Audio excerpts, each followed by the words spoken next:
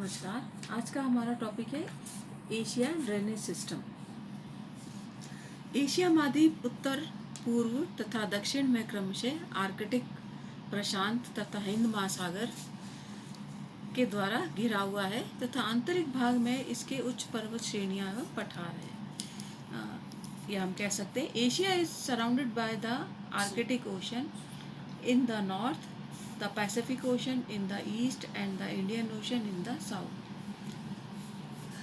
इस महाद्वीप की अधिकांश नदियां आंतरिक भाग में स्थित उच्च भूमियों से निकलकर धरातलीय ढाल का अनुसरण करते हुए महासागर में गिरती हैं, किंतु एशिया महाद्वीप के आंतरिक भाग में स्थित लगभग 80 वर्ग किलोमीटर क्षेत्र का जल निकास किसी भी सागर या महासागर में नहीं होता। इस प्रकार आंतरिक भागों की कुछ नदियां झीलों तथा आंतरिक सागरों में ही गिरती हैं और शुष्क प्रदेशों की अनेक अस्थायी नदियों का जल सूखकर प्राय विलुप्त सा हो जाता है।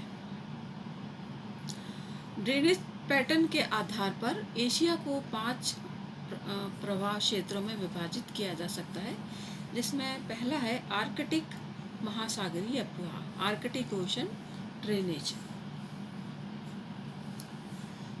The northern part of Asia is known as Siberia and is occupied by Russia. Most of the Russian rivers flow northward into the Arctic Ocean. There are about 200 rivers in Russia, which are more than 500 kilometers in length. Following are the important river of North Asia। हम कह सकते हैं Asia का सर्वाधिक विस्तार अपवाह क्षेत्र है आर्कटिक ओशन, जिसके अंतर्गत महाद्वीप का लगभग 1/3 क्षेत्र सम्मिलित है। महाद्वीप के उत्तरी भाग में स्थित इस प्रवाह क्षेत्र महाद्वीप के उत्तरी भाग में स्थित इस प्रवाह क्षेत्र की नदियों का उद्गम मध्य एशिया के जो उच्च पर्वतीय भाग है, पर्वतीय भाग, भूमि, पर्वत तथा झीलें हैं, जहां से ये नदियां उत्तर की ओर प्रवाहित होते हुए आर्कटिक महासागर में गिरती हैं। ये अपवाह क्षेत्र में 3 प्रमुख नदियां हैं, जिसमें है सबसे इम्पोर्टेंट ओब रिवर, जैसे कि आप इसको देख सकते हैं नक्शे में। ओब, येनिसी और लीना जो विश्व की प्रमुख बड़ी नदियां हैं तथा इनकी लंबाई लगभग 5570 किलोमीटर ओब की, येनिसी की है 5950 किलोमीटर और लीना की है 4220 किलोमीटर, जो आप देख सकते हैं ओब, येनिसी एंड लीना।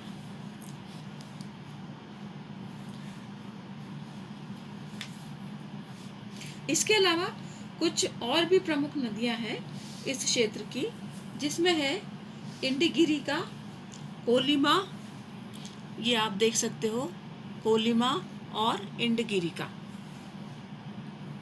जो लीना के पूर्व में दक्षिण से उत्तर की ओर बहती है।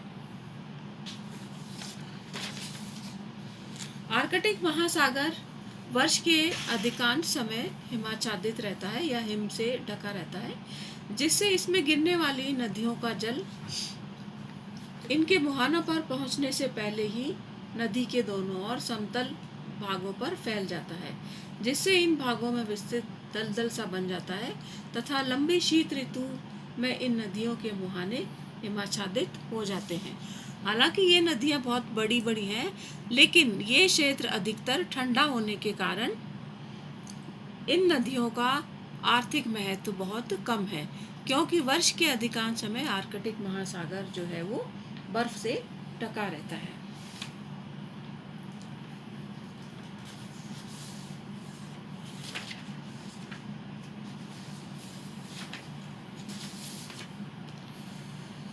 दूसरा है पैसिफिक ओशन ड्रेनेज, प्रशांत महासागरीय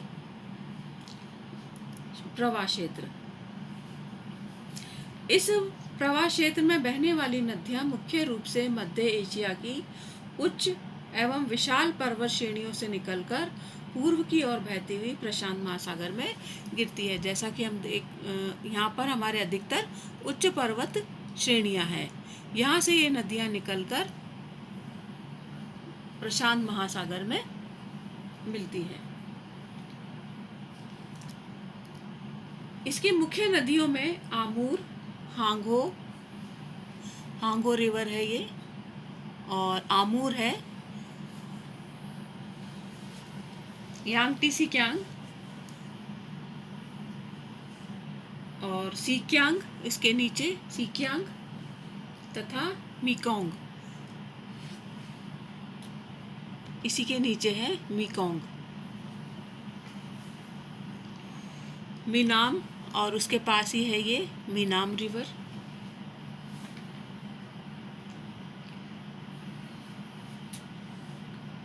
रेड, लाल नदी, एक रेड रिवर भी है ये वाली।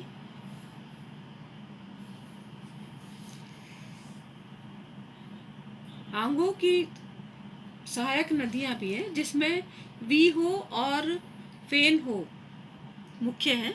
हांगो की सहायक नदियों में वी हो और फेन हो, तथा यांगटीसी की सहायक नदियों में है हान, मिन, कान और चार्लिंग।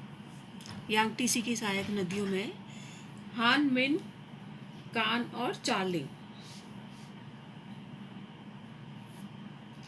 अपनी सहायक नदियों के साथ यह नदी एक वृक्षीय अपवाह प्रणाली का विकास करती है। क्षेत्र से मिलने वाली नदियों का महत्व सिंचाई, कृषि और परिवहन की दृष्टिकोण से अधिक है। चीन का ये वाला यांगटीसी वाला जो भाग है, अधिकतर यहाँ पर कृषि का जो महत्व है ज़्यादा है, और यहाँ पर चावल की कृषि विशेष रूप से की जाती है, चावल और गेहूँ।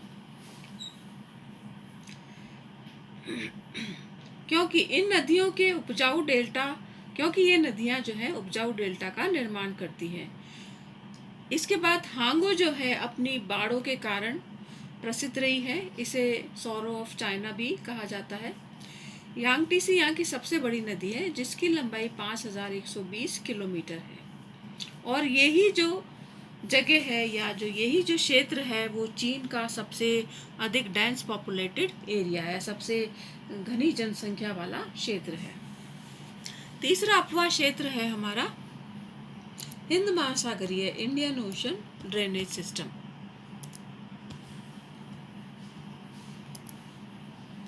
ये वाला जो भाग है ये है Indian ocean drainage system. Hind महासागरीय अपवाह क्षेत्र पश्चिम से लेकर पूर्व में मलेशिया तक फैला हुआ है। ये काफ़ी बड़ा अपवाह क्षेत्र है एशिया का। इस क्षेत्र की प्रमुख नदियां हैं दजला, फरात,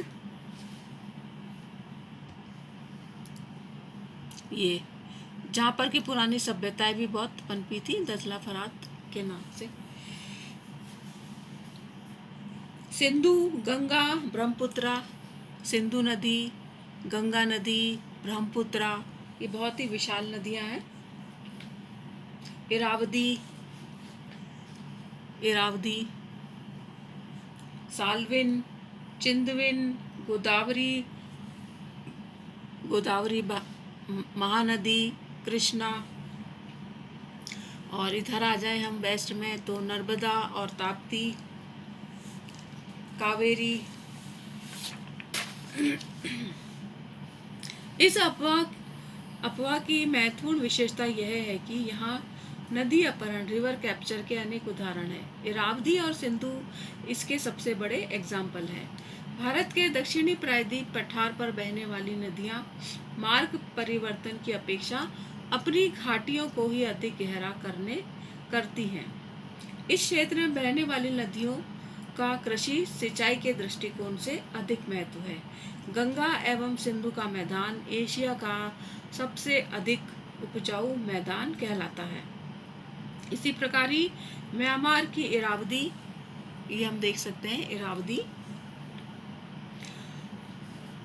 इस देश की एक बहुत ही इस देश को एक जीवन प्रदान करने वाली नदी है।